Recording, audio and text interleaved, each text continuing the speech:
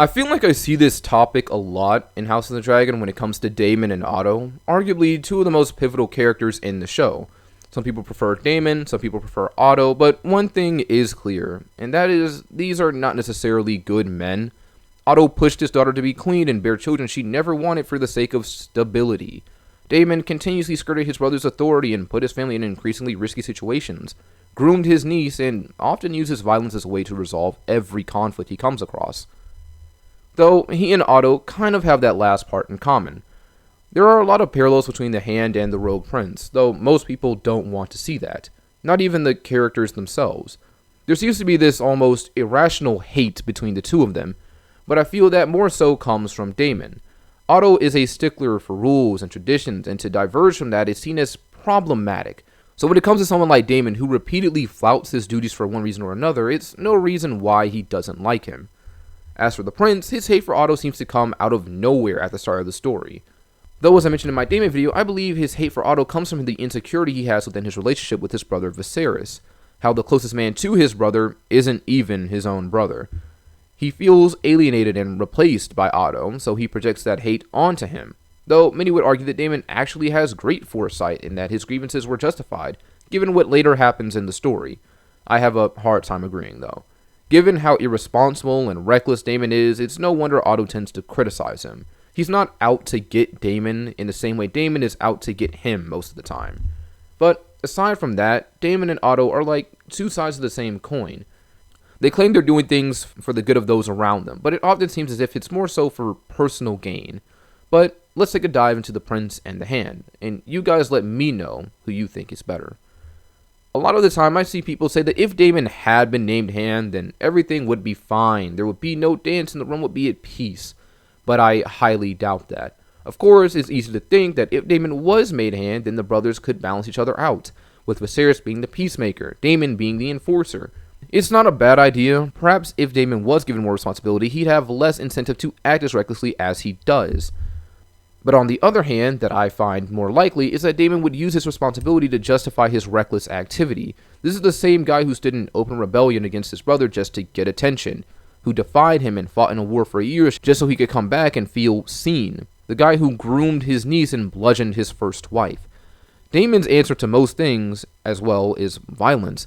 That's not to say that Daemon is dumb or incapable of critical thought, but that sometimes it seems like he doesn't want to use it.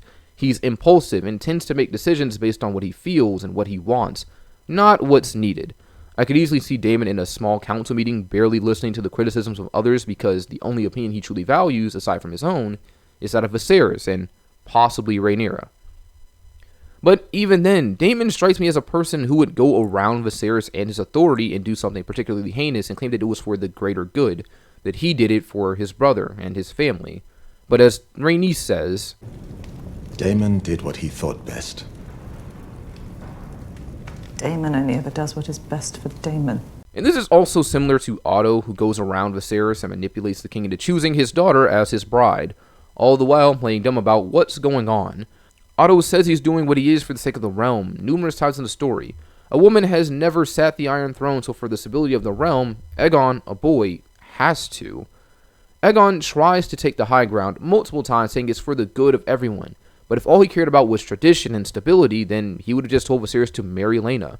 After all, that makes much more sense politically than him marrying a Hightower. Sure, they have Old Town and the Maesters, but the Velaryons have the largest fleet, and more importantly, they have dragons. Things that could be a threat to the Targaryens' rule. He sees an opportunity for his family to get ahead, and he takes it, even at the detriment of his own daughter. Otto, for all his talk of duty, does some pretty selfish things, but despite his scheming ways, Otto is a good hand. Not as good as Lionel Strong, though, because his judgment is usually biased towards what favors himself and his family. But he still manages to keep the peace with Alicent once the king's health goes into decline. Even if he is a scummy guy, he is productive. Viserys may be called the peaceful, but when it comes to that peace, it can really be contributed to the Hightowers more than anyone else. Even Rhaenyra and Daemon, who just hide away on Dragonstone thinking rumors will give them respect. Daemon also doesn't seem like much of a politician. I mean, yes, he is a great warrior, and he's witty at times, but to be the king's hand is to be an extension of the crown itself. I don't see Daemon running or assisting in running a nation, at least not effectively. Now, that may change in Season 2 next year, but from what we see in Season 1, Daemon is more equipped for battle and bloodshed. Peace isn't exactly an option when it comes to him. Like when he and Rhaenyra are discussing the war with other nobles on Dragonstone, Rhaenyra contemplates actually giving up the throne because that might be better for everyone. It would save a lot of bloodshed and she wouldn't have to worry about anybody dying. But Daemon doesn't want to hear that. He wants blood. He wants vengeance for what wasn't even a murder, if we're being honest. And he doesn't care who has to burn, as long as he gets what he wants and what he thinks they need. But when you're a hand, you have to think beyond yourself to a degree. What's least likely to cause the realm to burn? Take Tywin Lannister, for example. Tywin is not a good guy by any means. He's abusive, abrasive, biased, and cruel, but he's cunning, calculating, and politically savvy. He has no problem waging war and getting his hands dirty, but if he doesn't have to, he won't. When the War of the Five Kings breaks out, he has no choice but to fight and defend his family, his legacy. Peace was never an option because Ned Stark is dead and Arya is nowhere to be found. If peace was an option, albeit in his favor somewhat, he'd more than likely take it. But Daemon and Otto both would rather spill blood to get what they want.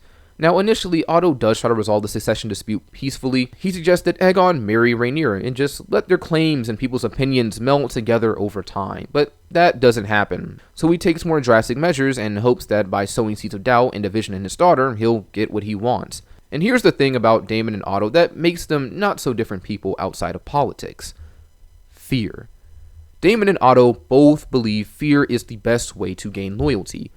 They both believe fear is the best way to garner obedience. Like when Daemon threatens to kill the Kingsguard with Caraxes if they betray them, or when Otto traps and threatens other nobles for their support of Aegon, even to go as far as hanging one of them up in the castle to send a message to the others. The two will do anything, regardless of the potential consequences, to see their side on top. They're reflections of each other, in a way. So I suppose it should be no wonder why they hate each other. Well, that and another thing. While I do see Daemon and Otto as two very similar people who genuinely believe that they're doing the right thing and what needs to be done, they also represent two very different things. Otto is the epitome of a Westerosi man. He believes in honor, duty, and tradition, that the rules must be followed at all costs. He serves loyally to a degree, but sets that loyalty aside when opportunity arises for his family, like many houses in Westeros. Daemon, on the other hand, is arguably the epitome of a dragon lord, a man who lives on his whims and passions, who takes what he wants and not caring for the lessers beneath.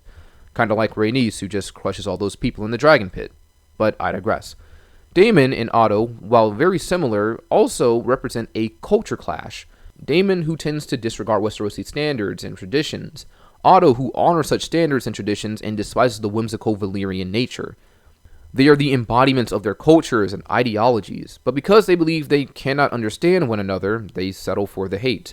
This is also something that happens in real life. People fear and hate what they do not understand, be it genders, religions, political views, and even the traditions of others. Hell, Team Green versus Team Black is a perfect example of this.